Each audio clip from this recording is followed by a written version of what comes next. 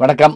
மார்கழி மாதத்துல வரக்கூடிய நாட்கள் எல்லாமே ஒரு அபூர்வமான நாட்களா தான் இருக்கும் நமக்கு.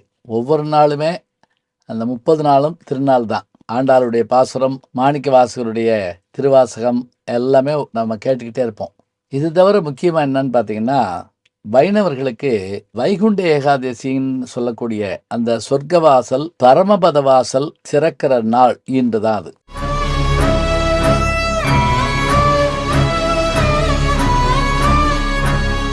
இந்த பரமபத வாசல், சொர்க்கவாசல்னா என்ன அப்படின்னா, நீங்க பெருமாள் கோயிலுக்கு போனீங்கன்னா, நாம கோபுரத்தினுடைய அந்த ராஜகோபுர வழியாக உள்ள போவோம். வடக்கு பக்கம் ஒரு வாசல் இருக்கும். அந்த வடக்கு பக்க வாசல் வந்து இந்த ஒரு நாள் மட்டும் தான் திறப்பாங்க. அதுக்கு பேரு வடக்கு வாசல்னே பேரு. வடக்கு வாசல் வழியாக பெருமாள் எழுந்தருளுகிற நாள் தான் இந்த பரமபத நாளாகிய வைகுண்ட ஏகாதசி. சரி, இந்த வைகுண்ட ஏகாதசி எப்படி கணக்கிடுறாங்க அப்படின்னு பார்த்தீங்கன்னா, வைணவ சம்பிரதாயத்துல பகல் 10 ரா 10 அப்படின்னு உண்டு.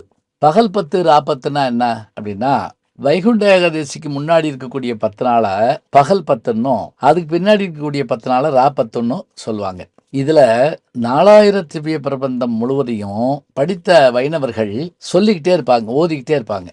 அதாவது ராமானுஜருடைய காலத்திலும் அதற்கு பின் வந்த அவருடைய சீடர்கள் காலத்திலும் நாதமணிகள் எப்படி தொகுத்து கொடுத்தாரோ, யார் ஆளவந்தாருடைய தாத்தாவாகிய நாதமுனிகள் எப்படி இதை தொகுத்து கொடுத்தாரோ, அது மறைந்து போகாமல் இருக்க வேண்டும் என்று சொன்னால், வரிவடிவில் இருப்பது ஒரு வகை என்றால் ஒலி வடிவில் இருக்க வேண்டும் என்று நினைத்தார்கள்.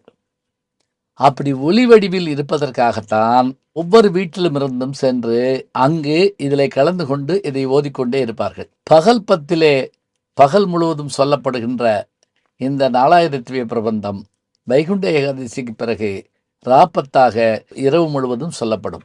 எவ்வளோ ஒரு பெரிய ஏற்பாடு பாருங்க. அதாவது இதனால் என்ன லாபம் அப்படின்னா, இந்த வைப்ரேஷன் அந்த இடம் முழுவதும் இருக்குங்கிறது தவிர கோவிலுக்கு வருகிறவருடைய காதுகள் எல்லாம் இது கேட்டுக்கிட்டே இருக்கும்.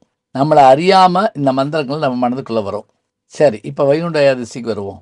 எப்படி அப்படின்னு பார்த்தீங்கன்னா, மார்கழியில எல்லா மாதங்கள்லையும் வர்ற மாதிரியே அமாவாசை, பௌர்ணமி எல்லாம் வர்றதை நம்ம பார்க்குறோம். இந்த மார்கழி பௌர்ணமிங்கிறது என்ன அப்படின்னா, அதுதான் சைவர்களுக்குரிய திருவாதிரை. அந்த திருவாதிரைக்கு முன்பாக சுக்கிலபட்சமாகிய வளர்பிறை திதியில் 11ஆம் நாளில் வருகின்ற ஏகாதசிக்கு பேர் தான் வைகுண்ட ஏகாதசி. அதாவது அமாவாசை முடிந்த மறுநாள் பிரதமை அப்படின்னு சொல்லுவோம். 1ஆம் நாள் கணக்கு போட்டு பாருங்க. துவிதியை 2, திருதியை 3, சதுர்த்தி 4, பஞ்சமி 5, சஷ்டி 6, சப்தமி 7, அஷ்டமி 8, நவமி 9, தசமி 10. இப்ப நான் சொன்னது பூரா வடமொழி எண்களை குறிக்கின்ற பெயர்கள். நம்ம 10க்கு மேல எப்படி எண்ணுவோம் அப்படின்னா, 10ம் 1ம் 11ன்னு எண்ணுவோம். ஆனா வடமொழி அது எப்படி உல்டாவ வரும். எப்படி 1ம் 10ம் 11ன்னு வரும். அதாவது ஏகம் பிளஸ் 10 ஏகாதசி 11ஆம் நாள், துவாதசி 12ஆம் நாள், திரியோதசி 13ஆம் நாள், சதுர்தசி 14ஆம் நாள், 15ஆம் நாள் பௌர்ணமி. பௌர்ணமிக்கு பிறகு கிருஷ்ணபட்ச ஆரம்பிச்சிடும். இதே மாதிரி பிரதமை இதே மாதிரி வரும். அதுக்கு பேர் என்ன அப்படின்னா தேய்பிறை நாட்கள் அவை எல்லாமே. சரி, இந்த வளர்பிறை நாளில் 10ஆம் நாளாகிய தசமி அன்றைக்கு நாம் இந்த விரதத்தை தொடங்குவோம். 11ஆம் நாளாகிய ஏகாதசி அன்றைக்கு அந்த வடக்கு வாசல் திறக்கப்படுகிற போது எம்பெருமான் அதில் எழுந்தருள எல்லோரும் சென்று பார்த்து அன்றைக்கு இரவு முழுவதும் உறங்காமல் விழித்திருப்போம். அப்போ தான் இந்த கதைகள் எல்லாம் கேட்போம், புராணங்கள்லாம் வாசிக்கப்படும். பரமபத விளையாட்டு, சோபன விளையாட்டுன்னு சொல்லி நம்ம பாம்பு கட்டை வச்சுருப்போம் பாருங்க, அதெல்லாம் விளையாடுறது அப்போ தான். அப்படி விளையாடுறப்ப தான் நம்ம ஒவ்வொன்றிலையா ஏணியில் ஏறுவோம், பாம்பில் வளர்க்குவோம், இப்படியே கடைசியாக அந்த பரமபதத்துக்கு சேர்ந்துருவோம். இது முடிஞ்ச உடனே விடிய காலையில் 21 வகையான காய்கறி, 18 வகையான காய்கறியோடு சாப்பிடணும்.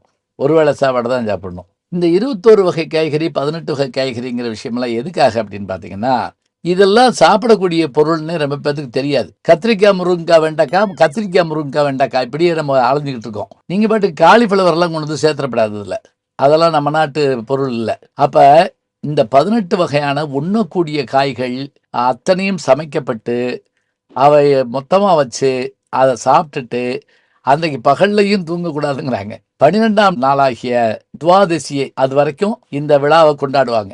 இப்படி இறைவனை வணங்குவதற்கு சொர்க்கவாசல் திறக்கின்ற நாளாகிய இந்த பரமபதம் ஒவ்வொரு ஊர்லேயும் ஒவ்வொரு முறைப்படி செய்யப்படும். திருப்பதியில், ஸ்ரீரங்கத்தில், ஸ்ரீவில்லிபுத்தூரில், 108 திவ்ய ஸ்தலங்களில் இந்த விழாக்கள் மிகச் சிறப்பாக கொண்டாடப்படுவதை பார்க்கிறோம். திருப்பதியில் இதுக்கு பேர் என்ன அப்படின்னா வைகுண்ட துவாரம் அப்படின்னு சொல்கிறாங்க. அது வழியாக தான் போகிறது அப்படிங்கிறதுக்காக.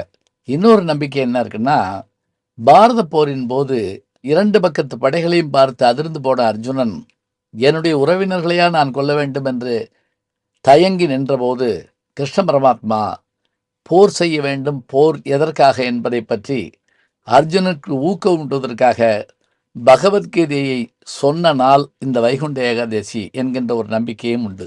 அத்தனை பெருமைகளுடையது இந்நாள்.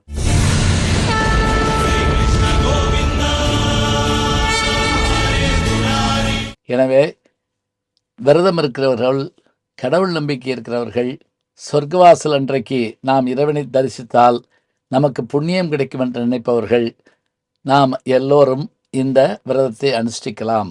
வைகுண்ட ஏகாதசி ஆகிய இன்று பெருமாள் கோவிலுக்கு சென்று இறைவனை வடக்கு வாசலில் எழுந்தருளக்கூடிய எம்பெருமானை கண்டு மகிழ்ந்து நாம் நம்முடைய வேண்டுதல்களை அவர் முன்னே வைப்போம்.